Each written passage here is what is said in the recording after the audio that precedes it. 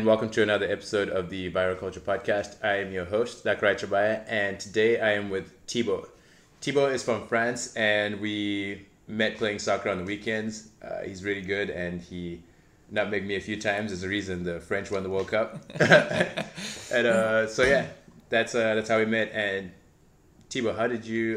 Why don't you tell us a little bit about where you're at right now and like what's going on in life, please? Sure, thanks. Well, I'm currently a PhD student at the University of Missouri, so I specialize in finance, right? Most especially in mergers and acquisitions, if you want to do everything. So I know that's a little bit boring, so I won't develop on that, but that's pretty much what I'm doing at Mizzou, and so I've been doing that for the past 3 years. So the program is supposed to be 4 to 5, so I'm almost there, right? Hopefully. Mm-hmm. And essentially, I've also, before getting into my PhD program, I got my MBA from Southeast Missouri State University. So I've been in the U.S. for a little while, 6 years or so as of right now. And so that's pretty much what I'm doing. And so I'm married. I'm just living here with my wife. We just welcomed our firstborn son, little William. So that's we're pretty happy about that. And so that's pretty much where I'm at right now, still working on my dissertation. Congratulations, man. So wait, you did your master's here. Did that mean you did your undergrad in France? Yes, I did. So I actually I did my undergrad in France. I also was an exchange student in here. I came to Texas the first time. That's actually why you can see. He's wearing old Texas stuff. Texas hat and everything. Yeah. Yeah, and University of Texas, El Paso, which was fantastic. Oh, nice. There you go. Yeah, I've been to El Paso. Yeah, that was a pretty fantastic experience. I made a lot of friends. I had a lot of fun down there. That's right on the border. That's right on the border. Yeah, that was pretty good. I went to Mexico a couple of times too when I was there. So yeah, that was pretty awesome. And so I loved it so much that I went back home to finish my degree, and then afterwards I just wanted to come back here and just get also my MBA and stuff. So that's pretty much how it went down. You got a taste and you're like, well, yes sir. Oh, that's exactly what it is. That's exactly what it is. All right, so I got 3 questions I looked up that I think I wanted to ask. They're kind of dumb, so feel free to just be like, we don't call it that or something. Okay. Okay, so first one. What do you guys call French fries? That's a great question. So we call them frites. Frites. Yeah. Okay. So, and it's hilarious because like most people, especially in the English world, call that French fries. If you ask a French person, where do like fries come from? He's most likely going to tell you either Belgium, because they are the one that originally invented it, or the United States. That's like, no one would think once that it comes from France. It's like super surprising. I don't know why, but yeah, it's one of those funny things. So yeah. I wonder. Yeah, that's weird because I was like, why would they call them so specifically French if it's not anything to do? I have no idea actually. That's so weird. I was looking at even when that's frites. I'm sure that's probably in French, right? Yeah. That's just French for fries. Like so in English, do you guys call them chips or fries? Because I think we call them chips in Zimbabwe. So that's the thing. English people call that chips, I believe, and so in Americans we call it fries. I believe that's one of the few little things. So yeah, we call it the equivalent of fries. Yeah, I guess. Oh, okay. And second question. This is also a dumb question. What do you guys call French kissing? That's funny though. We call it just kissing. That's exactly like the fries. Exactly. Yeah, and okay, so I looked this up and I didn't know how far true it was, so I figured I'd ask as well. You guys really like Nutella, right? Is that a thing? That's very true. Yeah. Okay. We love it. We love our Nutella. That's very true. Is Nutella French? It's Italian actually. It's Ferraro, I believe. It's Italian. So yeah, but so. And another thing I looked up was you put butter and then you put Nutella on your bread. That's the great debate. Yeah, depends who you're asking. Yeah. Personally, I don't put butter, but yeah. Very often, a lot of people put the butter and then the Nutella. Yeah, that's true. That's true. That is. Oh man. I know it's weird, but yeah. That is interesting. Wow, what the heck? Okay. So. All right, now I got the dumb questions out of the way. I just wanted to. I was legitimately curious about that. I wanted to know. No, that's good. That's good. Those are good questions. Funny ones. Okay, now back on to a little bit more serious. Okay, so you said you're doing a PhD in managerial finance. Finance, yeah, that's correct. Okay, so like, what do you want to do? Like, what's that gonna? Are you gonna teach that, or do you plan on like? working in finance, I guess. That's I don't know likely. what- Well, I guess I'm keeping like pretty much every door open. Essentially, the way it goes is that once you're towards the end of your program, which is going to be this year for me, you just go on the market, as they say, which means that you go someplace. It's every year. It's in a different city, right? I believe it's going to be in San Diego this year, and you meet with a bunch of people that works in the field of finance. It's like in a big hotel, like a Hilton or whatever, and so you have like pretty much every single school that wants to hire people, or every single firm that is interested in PhD students that just comes there, and you have kind of like, I don't know, speed dating, I guess, with employers, so to speak. Like you talk to them for half an hour or so, and then eventually, if they like you, they fly you out in their campuses or in their facilities, and so you get to make a choice about whether or not you want to work there, assuming they're making you an offer, right? So Yeah. it's kind of like, I guess it's kind of, to a certain degree, it feels kind of like a draft, like the NFL draft or something like that. You're getting there, you see what schools are in need of someone, or what firm wants to hire a PhD, and then you just see if you fit, right? That's pretty much, the only difference is that you actually have a choice, right? They choose you, but you have the choice to say yes or no. I guess that's kind of the only difference that you have. Otherwise, it kind of looks like it. So, like, surely with the well, I guess it's a lot of PhD people coming there, but I'd imagine most people get hired when you have a PhD, right? Yes, so usually that's not a problem. Usually, right? So I'm trying not to jinx myself. Right? Yeah. But yeah, no. Usually you should be okay. Like the placement rate, especially at Mizzou, is pretty high. I don't know a single person that didn't get a job afterwards. Some didn't get the job they wanted. That's something different, right? But overall, everybody's employed, so I'm trying not to be too worried about that. Yeah, I think you'll find a job. Like you're saying, like you'll definitely get a job, but like, you know, it comes down to like if it's what you want. Yeah, if it is what you want, that's a big thing, you know, especially if you want to do research at a school level. That's very, very complicated and extremely competitive, right? Oh. So some people want to do research at a pretty high level, but just never get an offer. And you know, that's just the way it is. It's extremely competitive, right?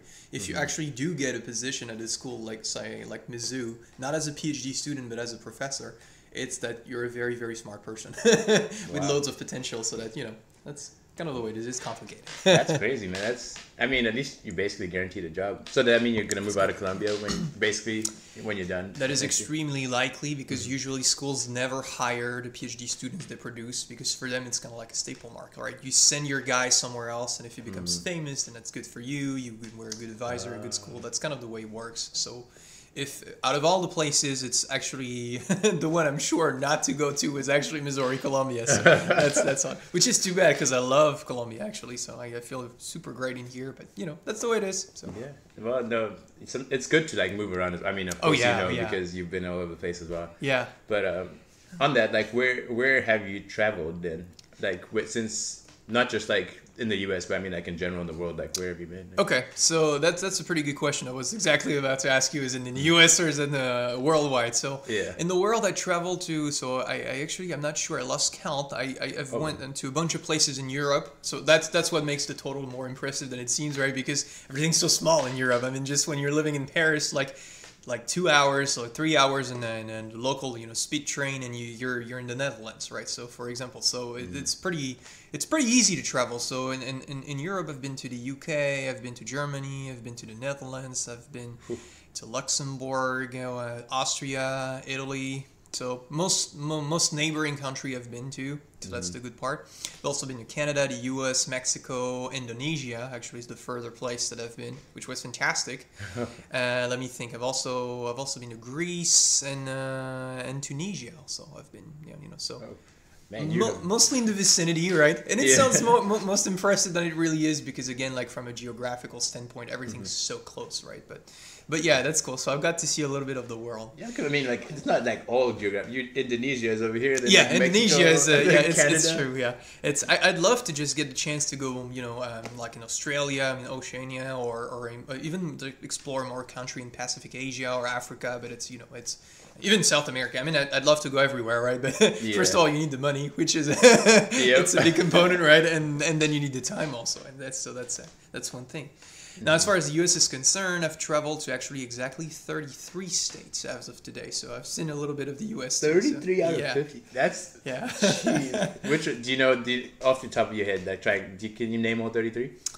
Yeah, I could try. So they're mostly, again, they're kind of clustered, right? You know, because so when I lived in Texas, so I've seen Texas through and through, but then I've also went into Colorado, New Mexico, Utah, Arizona, California, Nevada. Because on a road trip, like when you're doing one, you're pretty much Just going to it's not complicated to get the rest. I've done a couple of road trips, like also to South Dakota, North Dakota, Wyoming, Idaho, like going to see like Yellowstone and all that. So I crossed a bunch of places, Nebraska, Kansas, also doing this. I've lived in Missouri for a little while. I've been to Florida and also a bunch of states in the Northeast.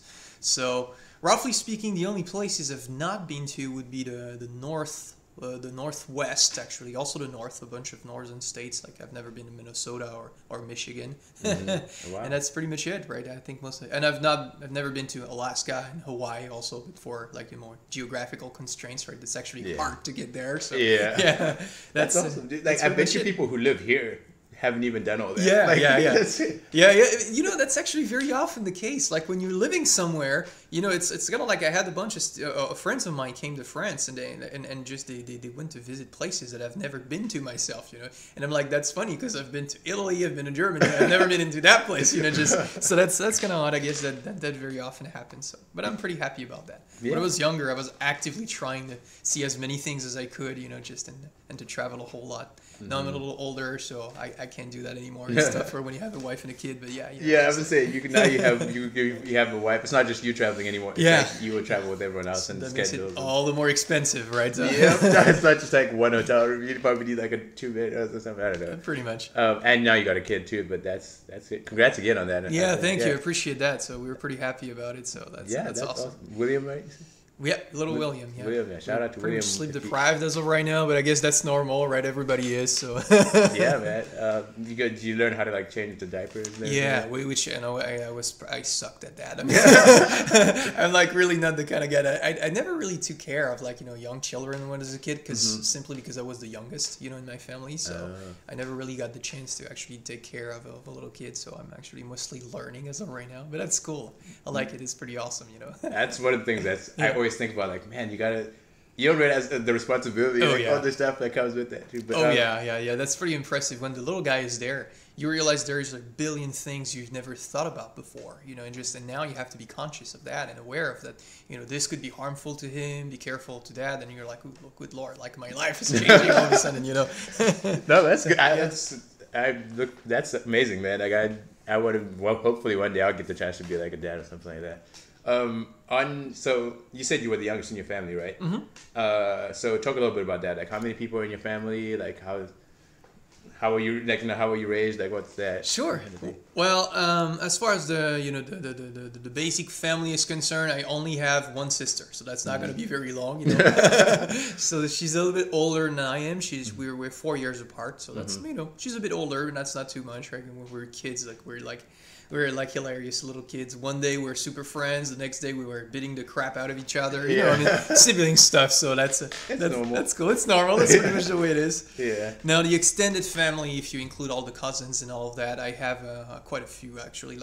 So I'm born and raised in the Paris area. I've lived all my life there, but both my parents come from another area in central France. So that's actually kind of what Missouri is to the U.S., right? What Missouri is to the U.S., that would be like kind of where I'm from for France. Like that's okay. Pretty much in the middle of the country, yeah, countryside. It's it's small. It's very small. You're like, as of right now, you only have old people anymore. Like no one is actually actively living there because there's nothing, right?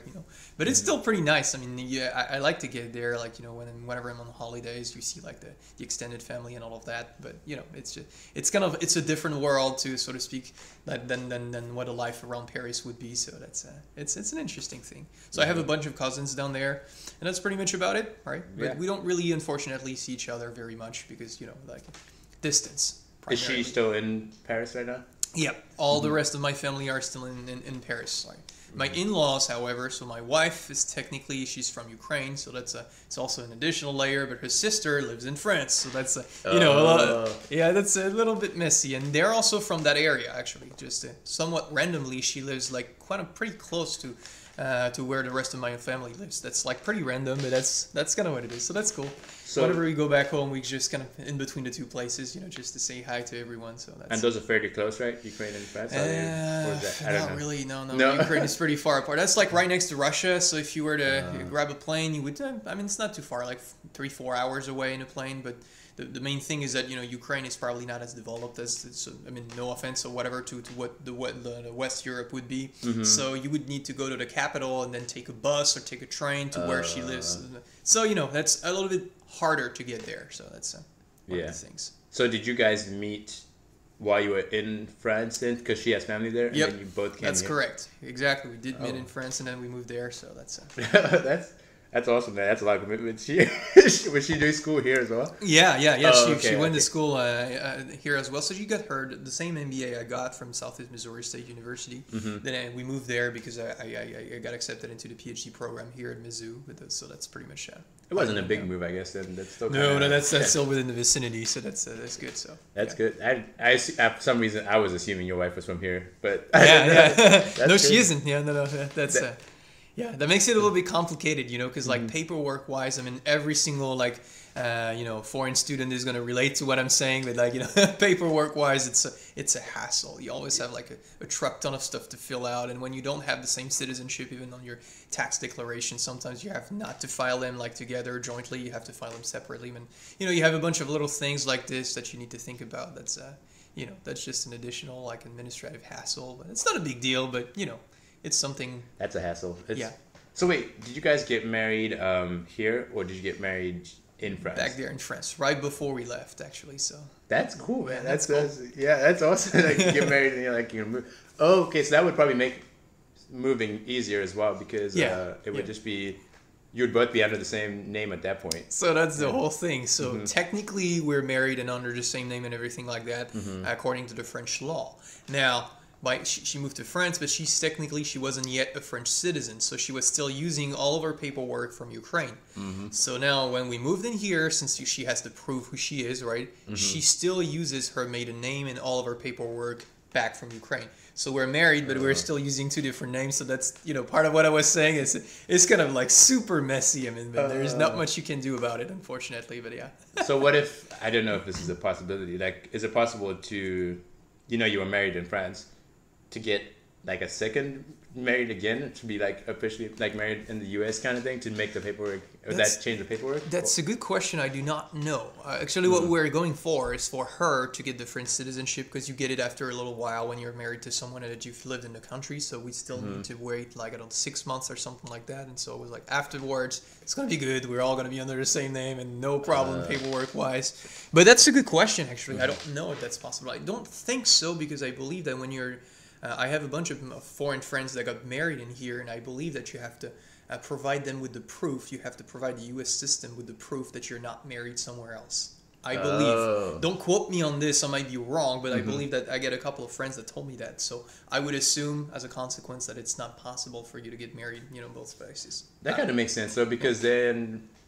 you're not just like moving and I'm married here. Just get married. Yeah, like, I'm here there. I'm married into 20 different countries and I have 20 different wives. Yeah, so you're not just like doing all. That's crazy, man. That's awesome, though. Yeah. So wait, what is? I don't even know your last name, honestly. What's your last name and what's her last name? Sure. So Morlin is my last name, which is Morlin. Yep. Morlin. So yeah, Morillon, if you just put it in the good old French way. Yeah, I would want to do the exact way. So Morlin. Yep, there you go. Sounds as French as can be. I did this one, no doubt about it. So Thibaut Morlin. There you go. Yeah, and her last name is Ignatenko. So this one sounds very Eastern or Russian and stuff. So there's no doubt about who's what, but but yeah, that's. What's her first name? I want to say her whole name as well. Katerina Ignatenko. Katerina Ignatenko. So it's a mouthful, right? It's a pretty complicated one. That sounds very Eastern European for sure. Yeah, it is.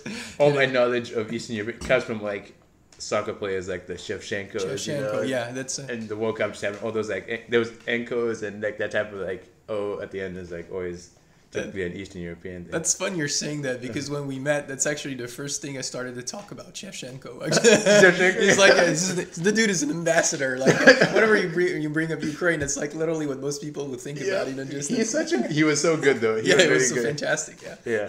Yeah. For those who don't know, he was a soccer player and he was really good. He played for AC, I think, right? AC Yep. Milan. Yeah, you're right. Yeah. And then went to Chelsea and sucked for some reason. Yeah. But Yeah. we don't talk about that. Yeah.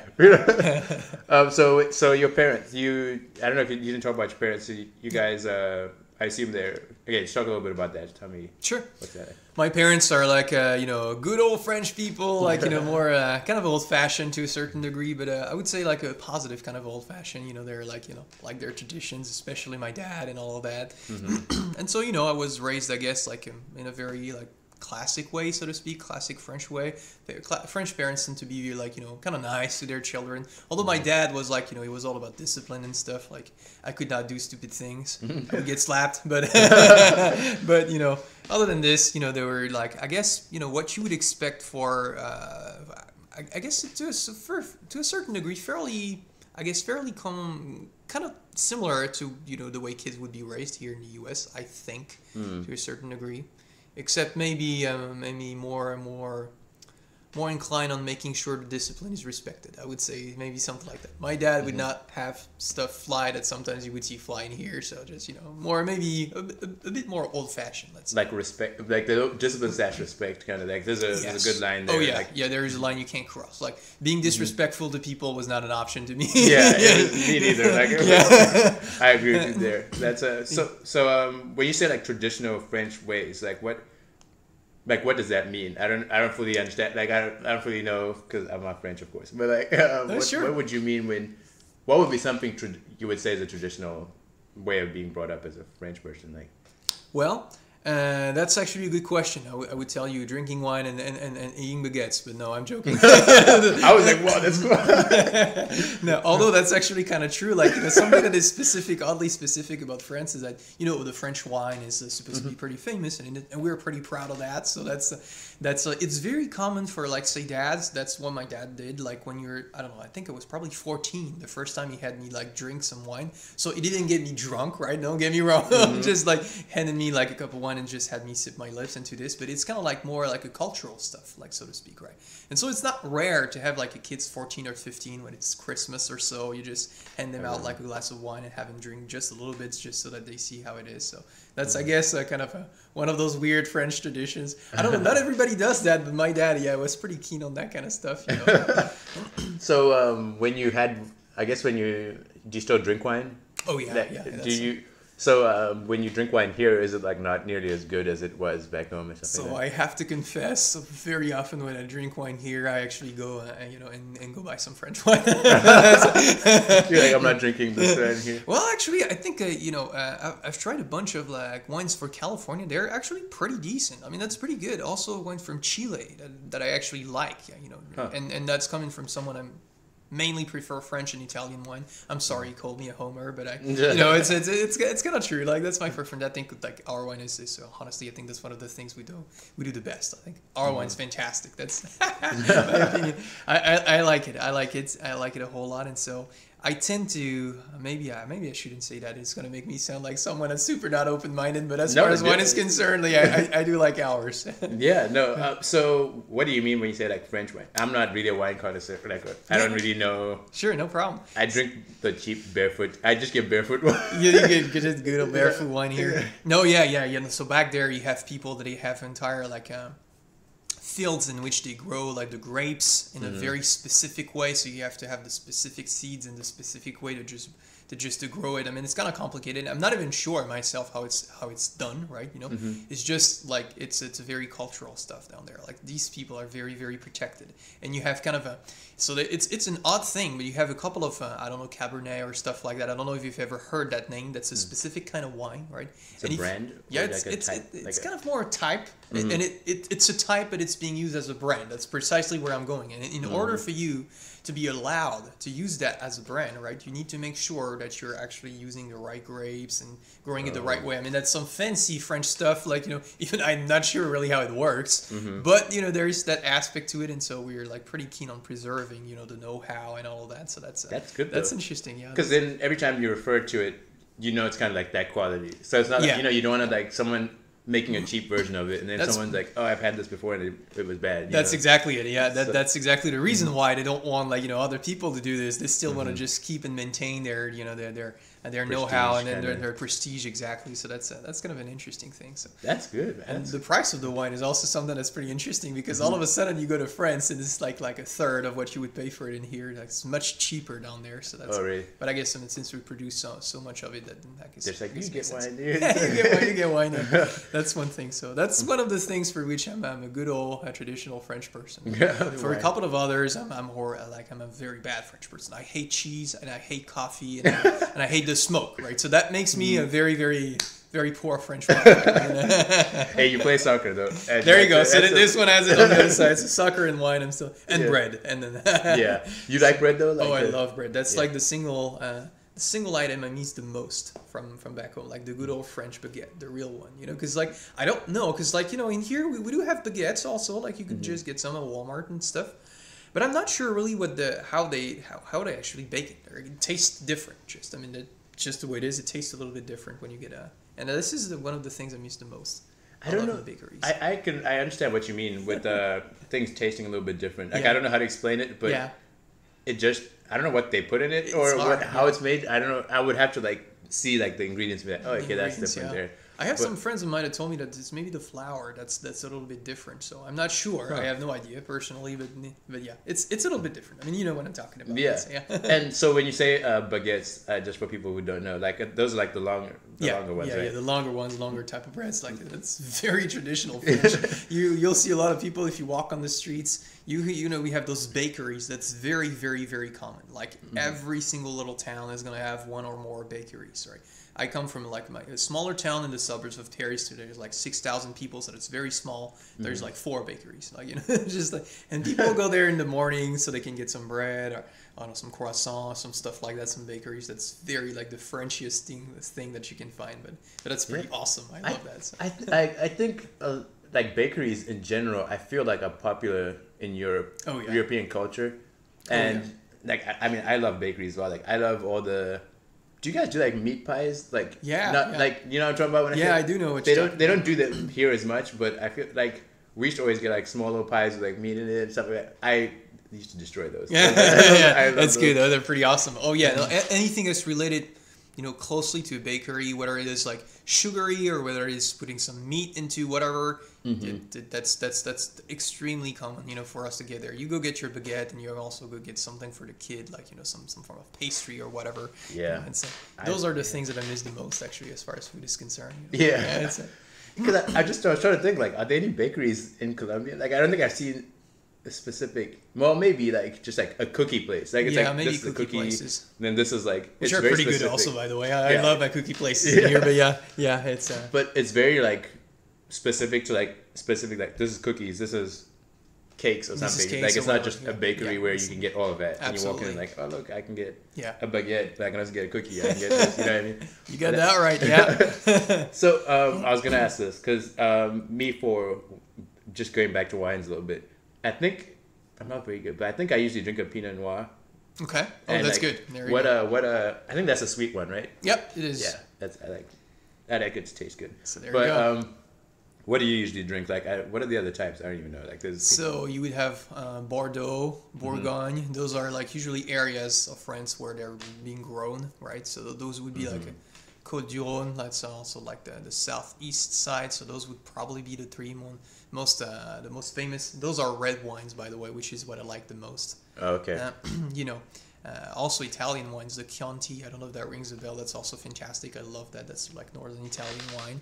So all that area, southeast of France and northern Italy, that's the part. Those are the wines that I like the most. It's just. We also we also do a lot of white wine like Riesling or Montbazillac. I don't know if that rings a bell. Those are very specific stuff. My wife loves that one, and I hate it. That's a white wine. so you get it. I get it. I get it because of her. But I don't like it, so that's it. Yeah. You have to get it. You compromise. You have to compromise. So that's the one thing. But so we have quite a few that are at least supposed to be famous and stuff. It's kind of I don't know. If you were to taste them, you would probably I think I've had that once or twice before. Even though if you don't really know what it is, it's kind of the way it is. But Yeah.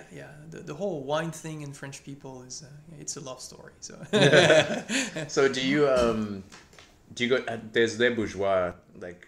Right yeah, do you I've go tried there? it a couple of times. That's fantastic. Yeah. Yeah, I wish I need to try more wine. I'm not very adventurous in terms of like, Yeah. like drinking like wine and stuff like that. So you go there or not? Yeah. I went a couple of times down there. That's pretty good. Like not only Does the it live wines, up but also to their the- food is actually pretty good. Oh, really? I liked it a whole lot. Yeah. I didn't know how it would hold up with the kind of. I don't know, what does Les Bourgeois mean? You might know. It means like bourgeois. It's someone from the high class, like a high class society. Like Okay, Yeah. so I was just curious to see if it measured up to. yeah, honestly, that's pretty good. That's Oh, really? pretty, you know, it's not bad at all. I mean, I strongly recommend to anyone that's listening to the podcast and that's around to actually go there. It's really nice. Huh. Okay, I was gonna check it. I'm like, sometimes it's just not quite as good as The landscape is beautiful there down there. Also, if you go there during the summer, it's like wow, it's really really nice. So I strongly recommend it. So That's cool. I'm just gonna go back to your sister. You said, Yeah. what does she do? What's her kind of like? So she's a psychologist. Oh, So- nice. So that's nice. She deals essentially with people, like that have suffered like through big traumas, like women that were beaten by their husbands or kids that were like molested, this kind of thing. So those are like sometimes, not all of them are hardcore cases, but it tends to deal with people that have a trauma. So and also kids that are like going the wrong way. Like she deals a lot Yeah. with teenagers that are doing some stupid stuff. So Yeah. all this type of that's essentially the most part of what she does. So she loves it. That's pretty awesome. But That's a lot, man. I don't know if I could deal with like. that's what she's saying. It can be tough on you sometimes. 'Cause essentially, especially what she's telling me is that, especially for the younger ones, like you get teenagers. Sometimes some of them are like they're trying to go. They're taking the wrong path. Like clearly they're doing some silly stuff. Some of them are like have trouble with the police, but they're minors, so you cannot send them to jail. And all of them would be like some of the kind of kids that she's having to deal with. And sometimes you grow like attached to some of them because they're like they're good kids. They're just sometimes living in tough and rough conditions and it doesn't always work. So that's sometimes it's kind of hard on you because like you're putting efforts into this, and sometimes you just can't get the kid to just spin things around. So that's tough. But she likes what she does though. I mean, I make it sound like it's horrendous. So no, it's a cool job. She really likes what she's doing. And also, oddly enough, she just had a kid right about at the same time I did. So it was not coordinated, but yeah. Oh my God. Sometimes it happens. So yeah. So, Yeah, that works out. Yeah. I'm sure your parents are happy. yeah, Like, two they're grandkids super at the happy. same Yeah, time. that's just pretty awesome. So What's her name? You can give her. yeah, sure. Her name is Sophie. Sophie. Yeah. Montieu. Morion. There you go. Okay. That sounds pretty French too. That's as French as can be. So that. I actually took some French classes in my high school. Oh, did a you? little bit. That's cool. I'm pretty. I know like book French, like like the whole like comment t'appelles-tu. Oh, that's good. Like, There you yeah, go. and all like. That's nice. I know, like basic French. I'm not gonna say I'm a French person. If I went to France, I'd probably just be like, "What the hell?" Yeah, what's going on here? Yeah. Yeah, but at least you get some basics. You could ask your way and you do this type of thing. So that's good. That's actually funny because when I was flying here, I had to spend the night in Paris. Okay. Well, not the night, but like 6 hours in Paris, and I stayed in the airport because I'm not gonna leave. And I had like a little book that had like all these French questions just in case I got lost. So I was like walking on this like the store like, hey, come on. Like, That's good. Yeah, where's this? that's helpful. That's helpful. Yeah. That's good. That's good. So that was so I always tell people I've been to Paris, but really I was in the airport. Just in the airport. That's good. Yeah, I didn't really get good. You got to see a little bit then, Just I looked out the window. I mean, That's I didn't good. see the Eiffel Tower or anything. There you go. I didn't see any of that. But also earlier you said you hadn't been to certain places. Have you been to I'm assuming the Eiffel Tower since you were in Paris? Oh yeah. Yeah. That's, That is in Paris, right? yeah, it is. Okay, I was just gonna I don't want to embarrass myself. Like yeah, the Eiffel Tower is in Paris. What about like the L'Arc de Triomphe and all those? Yeah, that's right there too. Like And that's the is L'Arc de Triomphe the kind of like archy one? Or yep, is that that's exactly what it is. Yeah. And then there's like a glass one. What's the like big glass? Oh, the pyramid? You mean the Yeah, Louvre is that- pyramid? Yeah. Yeah, that's good. So that's right above the museum. That's right Mm-hmm. there too. So there's this big museum when you have like a bunch of Da Vinci pieces. That's one of the greatest museum in the world. Again, I know I'm being a homer, but if you guys are around, I strongly suggest you get there. That's really nice. Mm-hmm. And so you have this little pyramid that's right above the museum, and that's what you kind of tend to see in the movies and stuff Yeah. like that. So that's So, because I think I was drawing it, because you said Da Vinci, I think it actually was because I was thinking the Da Vinci Code with when Tom Hanks went to fight all that stuff. And, yeah, I think it was Justice League or something. But anyway, that's me just sidetracking. Yeah, those are little, like, tourist spots that I would want to see, like, if I went to France and just, like, to check those out for sure. Honestly, you know, I've been traveling to a bunch of places, and I would say that if you're someone that likes history and museums and this type of things, honestly, Paris is really something that should be on your list because there's so many of them, so many things to do down there. So I'm not trying to be a homer and to sell my stuff. He's a tourist guy. But yeah, I mean, it has its drawback. I mean, Paris is a very, very expensive city, for example. That's for starters. That's you probably want to save a little bit of money if you really want to enjoy yourself down there. But yeah, you know, it's really nice. It's beautiful, and especially if you like history, you know, there's so many places that you could check out. Like, you know, so many also, like, if you like, you know, just to visit churches, this stuff, the cathedrals. There's a bunch of things that you could see, and also along those lines. So you know, really, that's something I would recommend if you have the chance to. So is most of France Catholic then?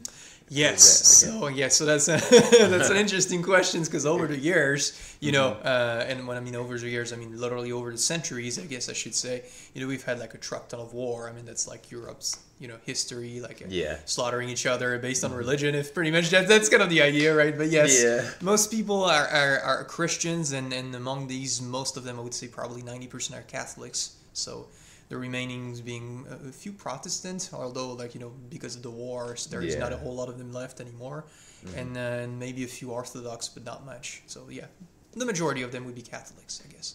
Usually, as a rule of thumb, if you will, like English people or in the UK tend to be Protestant, except Irish people. That's actually one of the reason why they were, you know, you had the war in between the two. The Germans are pretty much 50-50, and the rest, Italians, Spanish, French, Polish, and tend to be very Catholic. And then if you go Eastern, they're Orthodox. That's pretty much kind of like, you know, the way it is, kind of, you know, the way it is. So another thing about what are the schools like in France? Like, well, that's a good question. So I guess they're a bit similar, but a bit different from what they are in the U.S. They're similar in the ways that you know, the way you're being taught. You have one professor, 30 kids. Sometimes you do work in groups. Sometimes you do just individual work, homeworks, all that. It's pretty much, it looks exactly like the U.S. However, it's pretty different in the sense that the way it is organized in France, the load in terms of classes that you have is much more important, right? So saying here in the U.S., when you go to school, like I mean, a lot of kids are out by 2 p.m. or 3 p.m. or something like that. Once you get to, I don't know, once you get to high school in France, everybody goes to classes from 8 to 6, right? That's literally what it is. So you spend 8 a.m. to 6 p.m. 8:30 usually, 8:30 to 6 p.m. roughly speaking. Just in class, not like sports and stuff like that. Oh, that would include. So you have like one mandatory sports class, so that's like I think 2 hours in a week.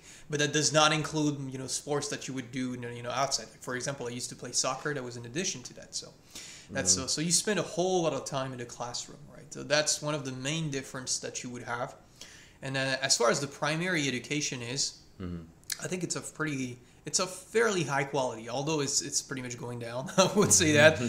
So I know I sound old when I'm saying this. Every single old person is like, kids nowadays don't know anything anymore. But I think it is to a certain degree, and you can see that to, for example, how many kids graduate with a high school degree. Like we have this big event. It's called the BAC down there, and so it's kind of like the equivalent to, I guess having a high school diploma in here. That would be the straight equivalent.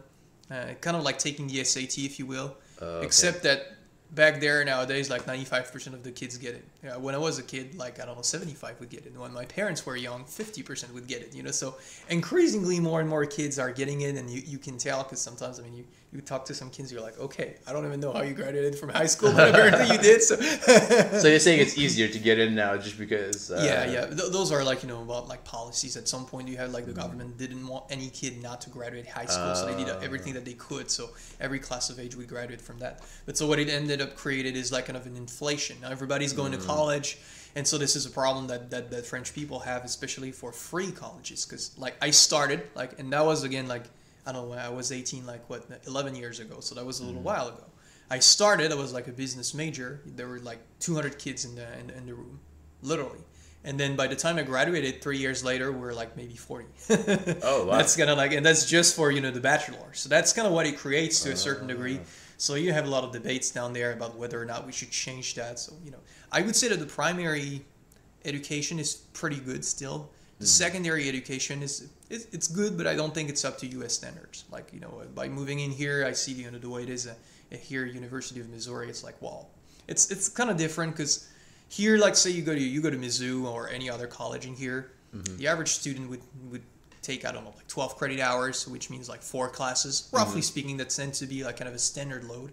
So that's good because you have like 2 classes a week, and then you have a bunch of homeworks and stuff to do. Back there in France, you would more like have 8 or 9 classes a week. Those are like 12-week semesters. You meet just once a week. And in a lot of them, you don't have homeworks or anything like this. You just have one final. That's it. And so the way it is, it's kind of like not structured the same, right? Obviously, if you spend like 40 hours of your week in class, then you cannot really do a whole lot of homeworks. And if you have like 8 different classes, it becomes like kind of hard to really go in depth into one of them, because you have so many things to do. So that's one of the reasons why I kind of like the U.S. system better as far as the university system is concerned. But, one of the big advantages to go to school in France is that it's free, though. That's something. Oh, it is free? Yeah, it is, I mean, free. I think it would cost you like 500 euros, $500, say, 400 euros, so $500 a semester, which by U.S. standards is very, very low, right? So that's the great thing about it, right? So, I mean, again, I don't want to get political or anything like this because you have people on both sides of the argument. Some say, free is great, you don't have no debt. But in the meantime, and to be honest, I think it is true, you don't get really the same quality of education, in between the two. So, those are things that you want to weigh and kind of just forge your own opinion about it. But yeah, that's one key difference, though, I would say. That's crazy. I didn't know that it was free. Like, so for your bachelor, you basically went to school for your whole bachelor's, or basically what you probably pay for like a semester here or something. Well, yes, that's correct. That's roughly about what it would be. Yeah, I guess. Yeah. Man, that's. I mean, right now I would take that. Yeah, you would take that deal. Yeah, no. I understand. I understand. I think that it's kind of like those questions are super hard to answer because very often, nothing in the world is really black and white or the 1 or 0. It's not binary. It's more like a kind of a scale of gray, right, so to speak. And so I think that there is like some good points to both sides of the argument. I do agree that it's hard. When you graduate in the US, you just get a BA and you have loads of debt. I agree it's probably not an ideal situation. Yeah. And the US might want to do something about that. I guess what you can do is maybe, I don't know, you have a bunch of smaller schools that are not as expensive. I mean, I went to Southwest Missouri State University. It's much cheaper than what Mizzou is right here. So I guess that's kind of one option that you might have. Now, on the other side of the equation, like I said, I think that the quality of the education that you get is probably much better here. I mean, again, it's not a fair comparison because Mizzou is a flagship university. That's a really good university. So if you compare that to the average public underfunded French university, of course, the education is going to be better in Mizzou, right? And then you also have the problem of the fact that as I told you, it's almost free to go to do a public school, but you're not gonna get a heck of a job if you're getting out of a public school. You would need to just go out of a private school, and those are pretty much just as expensive as what they are in the U.S. So, it's kind of, I feel like still, if you're not from a very wealthy family, the whole like free education is probably a good thing. At least you're not starting up your life with a truckload of debt. Yeah. Now, if your goal is if you aim to just climbing the ladder, so to speak, it's going to be harder to do if you're coming out of public university down there. So I guess I don't know. It's kind of hard to. You're right. It's not black there's or white. Good and bad to just about every situation. So. Yeah, that's the truth. Like, it's not black or white, and that's good to like see both sides of that coin. Like, to see you like be able to look at this because you've been on both sides. Yeah. Like, oh yeah, this you're not going to get the best, but the cost as well and all that stuff. Yeah, there is the cost and effect. So I mean, I'm saying this. I have to admit that I'm like in probably the best possible situation. I got my BA down there, so I didn't pay a dime, roughly speaking, to get it. And then I'm getting the secondary education in the US, where so you have to pay, but as a PhD student, you're actually getting funded. So I'm having like the best of both worlds. So I'm not sure I'm in the best position to make a judgment as far as that's concerned, because I was well off as far as that's concerned. I really I was lucky. I mean, I just can't put it any other ways. I was lucky. The best of both worlds, but still, like I said, some good and some bad into like just every aspect of the equation. But as a finance person, you also kind of understand the money and stuff like that.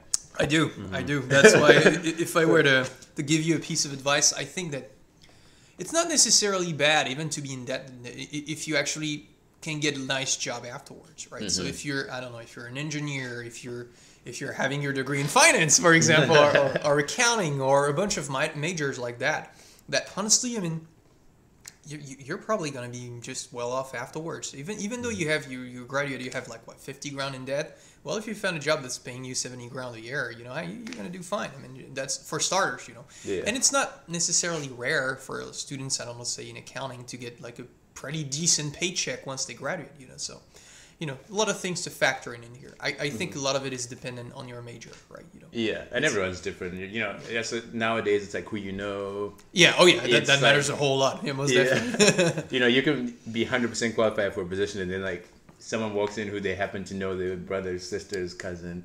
Oh, yeah. And they get the job. Nepotism, so, yeah. Unfortunately, you're right. That's always something. So when you don't know anyone, like me, I like literally do not know anyone.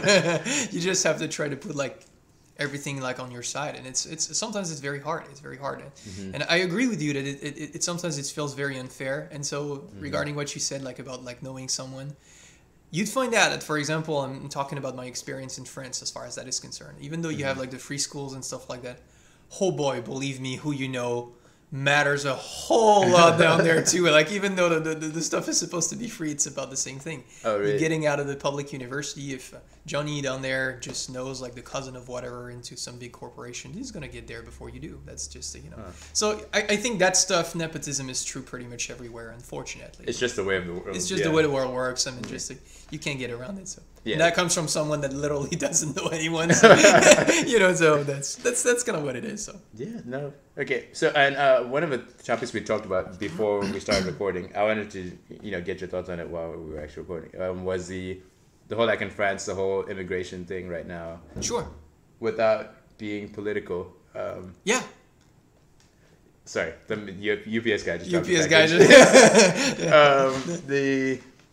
What like just give us your thoughts on that. You know, like not like getting too political into it, but like sure. I'm sure people will be interested to hear where you like what you think as someone who's been there and done that. So yeah. Well, so first of all, like you said, I really don't want to get political because I personally have some good friends on both sides of the arguments, and that's what we were discussing before we were recording the whole thing. I was like, sometimes we're in the middle of some of those discussions and people are just like yelling at each other, and you're like in the middle, you're like, oh whoa, what's going on? I mean, but I guess the problem or the controversy, so to speak, comes from the fact that all of a sudden, because of mainly, I would think, the war, in Syria and also what you have in Yemen and a bunch of other places, you have, long story short, a massive influx of immigrants going to Europe, and mostly to Germany, France, Italy, Greece. That would be like the main ports of entry for a bunch of reasons, right? Because Italy, Greece, France, all are like the first country you're going to land to if you cross the sea, basically. So since a lot of them come from Northern Africa, that's just pretty much where you land. And I guess that the sheer volume of that migration is something that is, having some people freak out, right? So for example, again, I'm not sure you can quote me on this, but I do believe that Germans took like a couple of years ago over 1 million Syrian refugees. Which, it might sound like you're in the US, you have 350 million people, you're like, yeah, what? So that's not a big number. But for a country the size of Germany, which is roughly 4 to 5 times smaller than the US, that tends to be a lot, right? At the very least, that's what some people on that side of the argument will tell you, right? So some others would tell you, okay, but these poor people come from countries that are at war, which is completely true, so, and it becomes very messy because since you have so many people fleeing away their country, some others are also just following along the way. You have people fleeing Russia to come, like, say, for example, and so it sounds kind of odd. You're like, okay, why? I mean, just so it's interesting, and then there's this big mix, right, of massive influx of people not being used to it, and this kind of controversy about whether you actually want to welcome those immigrants and whether you do not want to. And as of right now, there's kind of Europe is kind of split, right? The eastern countries like Hungary, Poland, and all that are completely anti-immigration whatsoever. As a matter of fact, like Hungary just actually physically put fences along its borders in order to prevent them to get there, right? So that's a stark contrast like with Germany or France, which tend to be more welcoming to the migrants and say those are like guys fleeing wars, we need to take them, right? And so as of right now in the EU, so the EU is kind of like this aggregation of 28 countries in Europe. So that's what I was saying. You could compare this to a certain degree to the federal government, I guess, in the US, with the 50 states being kind of comparables to the 28 states of the EU.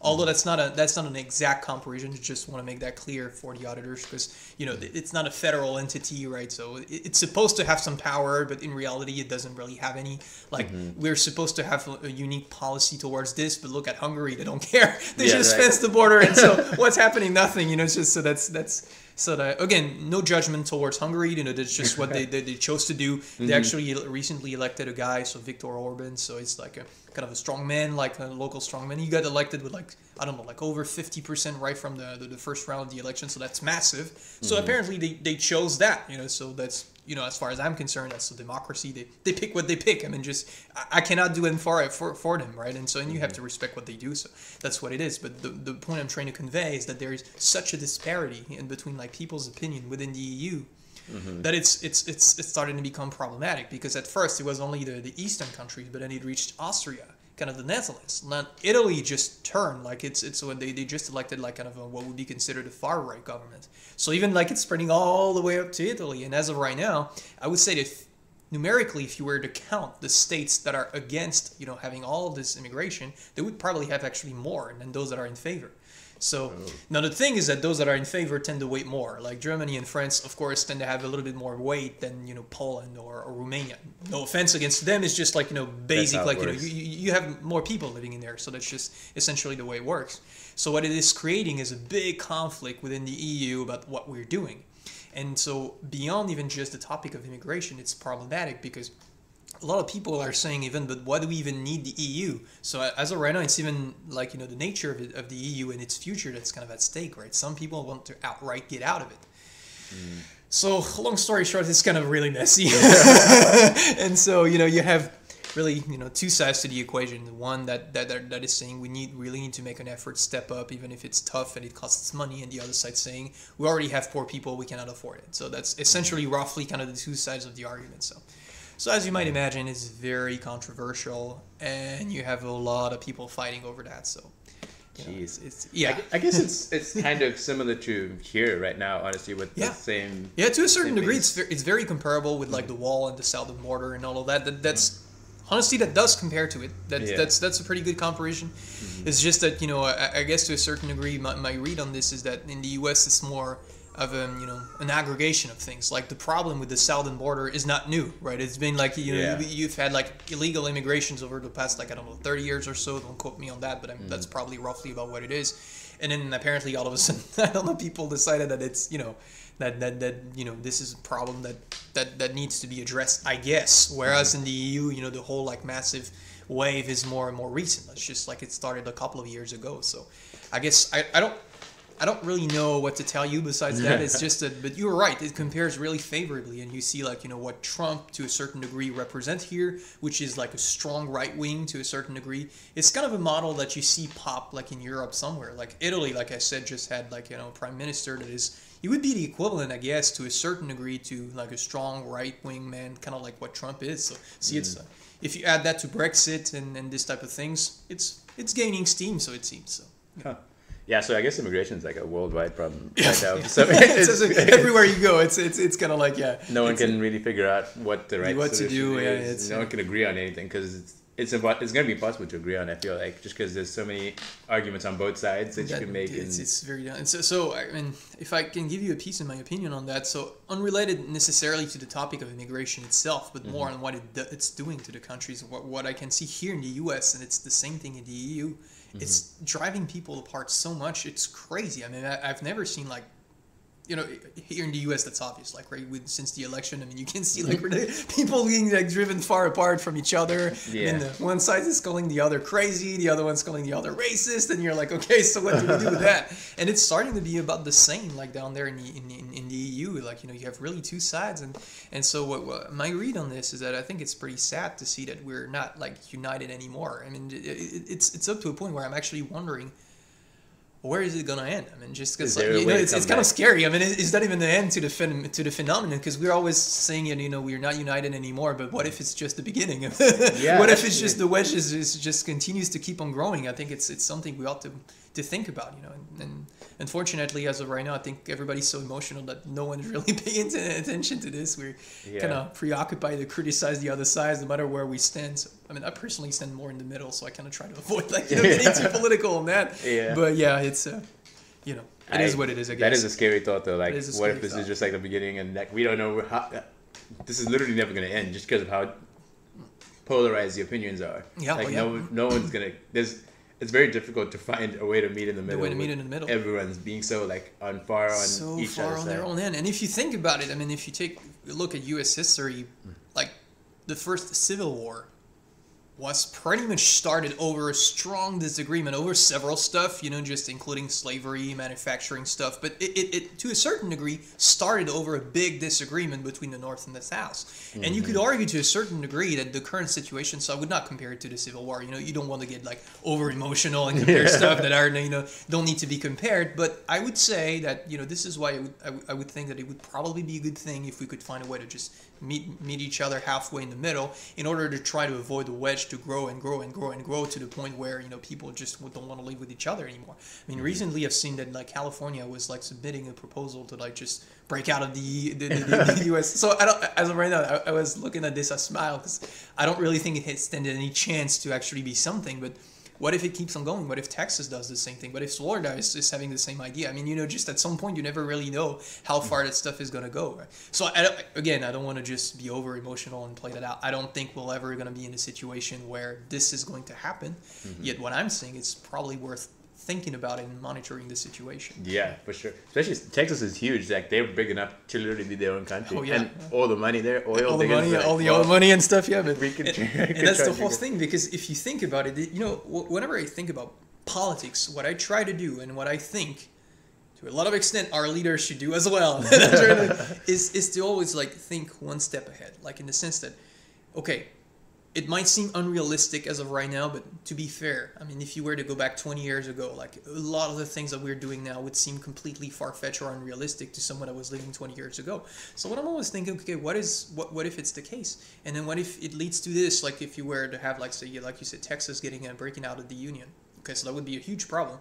What about Oklahoma and stuff, states like that? Wouldn't it be tempted to just kind of form like an alliance and just stay within the vicinity of Texas for the same reasons? So in other words, what I'm trying to say, so that's a completely hypothetical, stupid analysis, but what I'm trying to bring on is what's next. Okay, always trying to think about what's next whenever you're making a decision. And that's why I would think that trying to be a little bit more reasonable for people on both sides and trying to just walk towards one another would probably be the best step, because if not, what's next, right? And what's next might not necessarily be a pretty thing. So Well, that's a nature of like society today, and the way we've grown up. And I think a lot of it is also relying on the technology factor. Is that we are very focused on instant things. oh yeah, Like we want things right away. That we struggle to look past that next step. Like when I'm watching a video, I want it to like work right away. I'm not thinking about what I'm doing later or something like that. Like we want instant gratification that we rarely think of like the next step. Like wait, we just did that. What's gonna happen next? You know, like we don't really think past that point. But that's as political as we're gonna get before Yeah, people start yeah. getting angry and stuff like that. But okay, so we gotta get to the tail end now. sure.